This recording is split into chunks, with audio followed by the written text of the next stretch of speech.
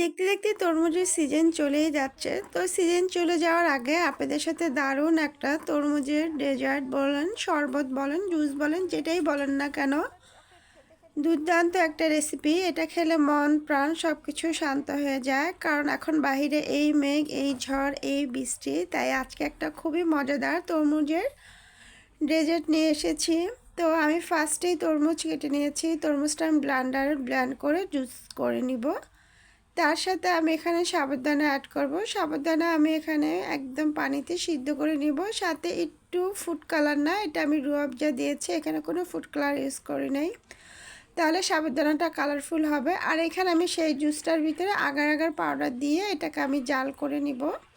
তো এটা জাল করে এই যে সেট হওয়ার জন্য একটা প্লেটে নিয়ে নিচ্ছি। প্লেট না, একটু কাচের বাটিতেই নেওয়ার চেষ্টা করবেন, তাহলে এগুলো যখন পরে কাটবেন দেখতে কিন্তু ভীষণ সুন্দর হবে।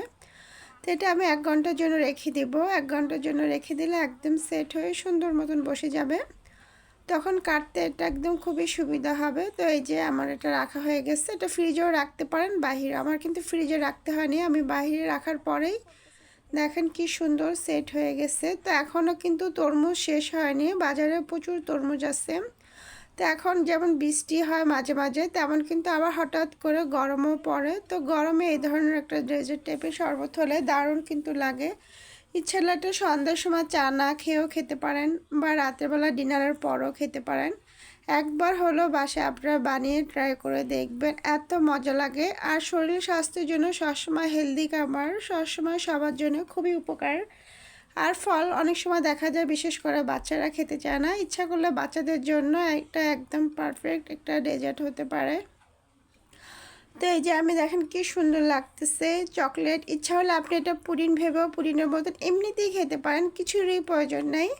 তো এখানে আমি 1 কেজি দুধ একদম জাল করে ঘন করে নিয়েছি। আর সেই সাবুদানাটা আমি একটু ওই যে রুয়াবজা দেওয়ার কারণে কালারটা একটু চেঞ্জ হয়েছে। তো এটা আমি ভালো মতন দুধের সাথে একদম মিক্সড করে নিব। মিক্সড হলে তারপর আমি সেই তরমুজের বরফির মতন কেটেছি, এগুলো এখন দিয়ে দেব। তারপর আর কিছুই না, আপনি ইচ্ছা করলে ফ্রিজে রেখে দিতে পারেন বরফ দিয়ে। হঠাৎ করে কোনো গেস্ট আসলে এটা আপনি ইচ্ছা করলে 3-4 দিন নর্মাল ফ্রিজে এমনিতেই রেখে দিতে পারেন।